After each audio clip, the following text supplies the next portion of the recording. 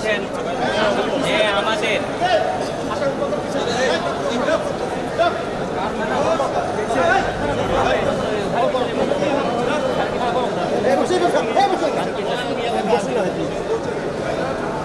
পঁচিশ 9/24 মামলায় ব্যারিস্টার সুমনকে গ্রেপ্তার করে বিজ্ঞ আদালতে প্রেরণ করা হয়েছে এবং ওনার বিরুদ্ধে প্রসিকিউশন 10 দিন রিমান্ড চাওয়া হয়েছে।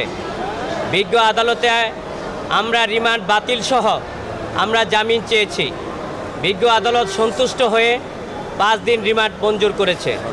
আমরা বিজ্ঞ আদালতে বলেছি ব্যারিস্টার সুমন একজন আইনজীবী, ঢাকা বারের নিয়মিত সদস্য, বাংলাদেশ সুপ্রিম কোর্টের সদস্য।